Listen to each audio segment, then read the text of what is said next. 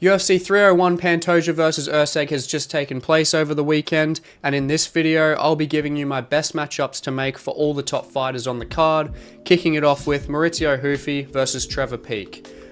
No brainer, very exciting fight on the feet, and they both have name value at the moment, and when it comes to Trevor Peek against Ruffy, it will be able to show if he can actually deal with a power puncher like Trevor Peek. Someone that has very good KO power, is unorthodox, kind of similar to the way Ruffy strikes as well. Not with the kicking, but definitely with the punching strikes.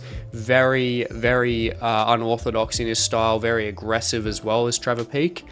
And it will be good to see if he can't deal with Peek's pressure, what he would be like in initiating a ground game, just to see if he is going to initiate takedowns.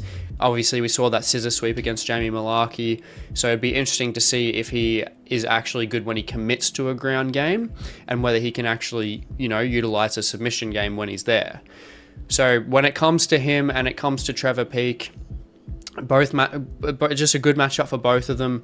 You've got Trevor Peek looking at Ruffy, who's just got an amazing TKO win over Jamie Mullarkey, absolutely destroyed him. And then Trevor Peek just has name value at the moment. I mean, he's very good, and just in terms of the UFC, he's just one of those KO artists that just goes balls to the wall. So yeah, a winner out of these two will definitely put them a fair bit closer to that top 15 spot. And I think this would just be a great addition, very fun fight for the prelims of the UFC 306 at the Sphere. Moving up, Myktybek Orolbai. I reckon we give him Grant Dawson. It'll be a good ground game battle and a good test for Orolbai in terms of that technical ability. Yes, we obviously had Elvis Brenner there, but Elvis Brenner hasn't been fighting that same level of opponent that Grant Dawson has at this point in time. Especially with Orolbai getting to fight Grant Dawson, it could definitely be an entry for him to enter the top 15 if he does beat him. And also, Dawson's got the matchup with Selecki coming up at the moment, so if Dawson can beat Selecki and then Orolbai, he definitely is in top 15 again as well. Definitely solidified, be fighting somewhere near the top 10 at that point if he's getting those two done. And then with Dawson getting finished in his last fight against Bobby Green, it'll be good to see if Grant Dawson can actually deal with Myktybek Orolbai, who does have a bit of power in his hands. So I reckon possibly after the fight on, I believe it's UFC 302 for Grant Dawson, and obviously Myktybek has gone through that 3-round fight, which probably took a fair bit out of him. He would looked exhausted after that fight with Elvis Brenner, so they're going to need a bit of time. I reckon possibly put them on the prelims of the UFC 308 Abu Dhabi card. Moving up to Iasmin Lucindo, I think you give her the winner of Luana Pinheiro versus Angela Hill. I think when it comes to Angela Hill for Lucindo, it'll be a good fight for her because she gets to fight against a durable veteran who has pretty decent Muay Thai. So then she can then test her power against her. And then when it comes to versing Luana Pinheiro, it'll be a good test for her ground game as well. I think either is a pretty good option, but I think I'm going to have to go with Luana Pinheiro for the win out of them. And I think obviously, it's a win-win for Lucindo in terms of her experience, 22 years old. You can't really go wrong out of the two of them. One's going to give her a striking battle, one's going to give her a ground game battle. So yeah, either one would be great. I think we pop this on a late September fight night as well. Now, moving on, Joanderson Brito. I think you give him Alex Caceres. Alex Caceres is fighting next weekend against Sean Woodson, which I think he will lose. And I think that it will give Brito a chance to fight a dynamic striker in Caceres, and it will allow him to continue on his momentum. But then if Caceres does get that win against someone that has momentum like Brito, that will then put Caceres back on the right track. And I mean, then he will be right outside that top 15 again. I don't think Caceres will take a lot of damage against Woodson in their fight. I think it will be a bit more of a point fight. So I do think we can make this for a mid-August fight night. Moving on to Caio Borralho. I think you give him the loser of Cannonier and Nassourdine Imavov, which I think is going to be Cannonier that's going to lose. I think that obviously Caio Borralho, he's got a lot of momentum. He deserves to be fighting up in the division. And I mean, especially after the KO win he just had against Paul Craig. And I think especially when it comes to fighting Cannonier, it's very good for the experience wise for Caio Borralho being so rounded to test himself against someone that is well rounded and that's had a lot more experience in Jared Cannonier. So yeah, I definitely think this is a good matchup to make. Put it on a fight night in early September. On to Michel Pereira. I think just like Caio Borralho, you give him a well-rounded fighter who's higher ranked than him and that has more experience in that middleweight division.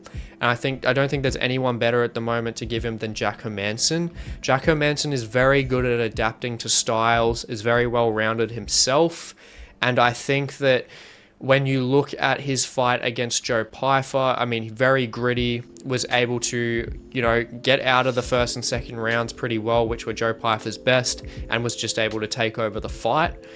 And when it comes to that adaptive skill, Michel Pereira is one of the most unorthodox fighters in the UFC. So it'd be very interesting to see if he can adapt to Michel Pereira's very explosive, unorthodox movement capoeira style. And yeah, I just think it would be a fun fight and it'd be very interesting to see how he can test Michel Pereira. But when we're looking at Michel, especially after just bulldozing Ihor Pereira, he is someone that definitely deserves to be in the top 10, well, deserves to fight someone in the top 10 at this point. He's on an 8-fight win streak in the UFC.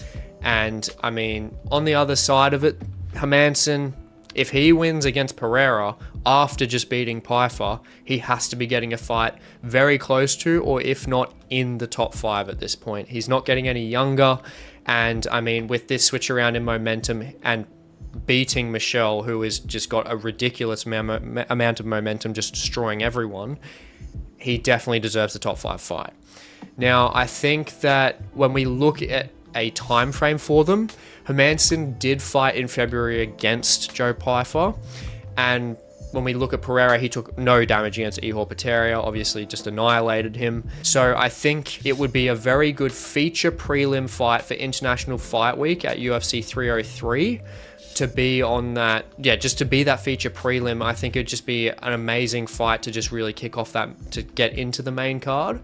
So I think it's either that or you give them a fight night headliner around that time. Moving up to Anthony Smith. Now, if you haven't seen my matchups to make video for Fight Night Nicolau versus Perez, feel free to check it out. But just as I said in that one, I think you give him his twin, Bogdan Guskov.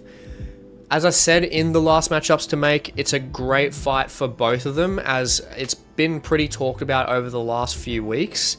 And it will give Guskov that first chance to break into the top 10 if he does beat Smith. And then it will give Smith a bit of momentum back if he is able to beat Guskov, who's got a bit of hype around his name at the moment, and then to re-enter that top 10.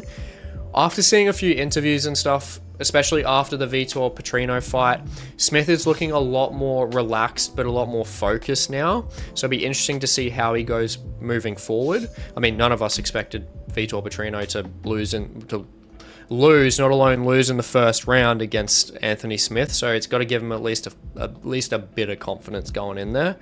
And it's just a classic matchup of Guskov's power versus Smith's submission ability as well. So I think we just book it for a fight night in September. Moving up to the King of Rio, Jose Aldo. I do wish he retired off this win. I think it just would have been pretty poetic in the sense of he's retiring in Rio. It would have been nice, but it does seem like he wants to move forward in terms of fighting, and I think the perfect fighter to give him is Dom Cruz. Understandably, it does depend on Aldo's goals, because if he is wanting to push straight forward for that bantamweight title, you could give him Rob Font, because Rob Font is a little higher up in the rankings. But when you look at it, just in terms of, I mean, you look at money fight, you look at just people's overall appeal in general, so many more people are going to want to see him versus Dom Cruz. 2 UFC GOATs, one of the featherweight division, one of the bantamweight division. Getting to fight is just an absolute no-brainer, and I think it can just be a good way for both of them to go out, especially if Aldo loses to Dominic Cruz. I think either way, Dom Cruz should and probably would retire if he wins or loses against Jose Aldo if they get this fight. But if Jose wins, he would probably keep pushing forward. But yeah, I think either way, I think it'd be a fantastic way for both of them to go out of the game. And it's definitely feasible because Dom Cruz is back in training at the moment. He's posted about it recently, and Aldo didn't take too much damage against Jonathan Martinez in their fight. So I think possibly put this on UFC 306 at the Sphere. Moving on to the first half of our main event, Steve Erceg. Great performance against Pantoja for someone 4 fights into the UFC. Yes, I do think he lost, but I mean, look, he's going to bounce back very well, and I think the best way for him to bounce back, especially in terms of stylistically and just in the way the timelines match up, I think you give him Matheus Nicolau. Yeah, as I said, very similar timelines, and Nicolau is obviously out from that KO against Alex Perez, and Erceg has just gone the 5 rounds with Pantoja with a bit of damage that he did sustain a little bit of damage there. So yeah, very good stylistically. It'd be interesting to see how Nicolau's speed matches up against Erceg's technical ability, and definitely it would be fascinating to see who could out-grapple who in that fight. Now, obviously, in that matchups to make video I had last week, I had Nicolau fighting Tim Elliott, and it's a bit tricky though because we don't know about Tim Elliott at the moment. Tim Elliott had his fight cancelled with Tatsuro Taira due to an undisclosed injury, so this one is just easier to make timeline-wise, and I think it just makes for a much more fascinating fight as well. So I think you put this one on a fight night in late September. And moving on to the final fight, Alexandre Pantoja, the champion. Very good fight against Steve Erceg, you know, really pulled through towards the end, especially in that 5th round, utilizing his transitions fantastically well. And yeah, he definitely deserved the win. And it's definitely made it interesting in terms of getting those right matchups to make for him. He's already beaten so many people in the division already. So when we look at it, I mean, Elbazi hasn't done anything since, you know, beating Kai Kara-France. And when we look at Brandon Royval, he's just beaten Brandon Moreno. It's definitely fair out of those two that I think Elbazi and Royval should have a title fight eliminator. And then when we look though at Makhayev's fight with Perez did not win him any fans.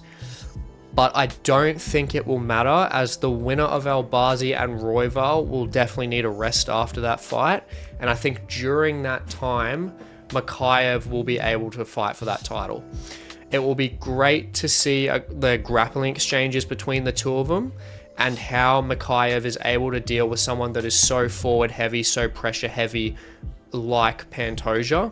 And yeah, just the grappling sequences in that fight overall would just be amazing to watch. But Pantoja definitely does need a bit of a rest after the Erceg fight, and I think Makhachev would obviously be prepared to wait for it. I could definitely see this co-maining either the UFC 306 at the Sphere or the UFC 307 event. Let me know what you think of the matchups down below, and if you enjoy this MMA content, please like, comment, subscribe, and I'll catch you in the next one.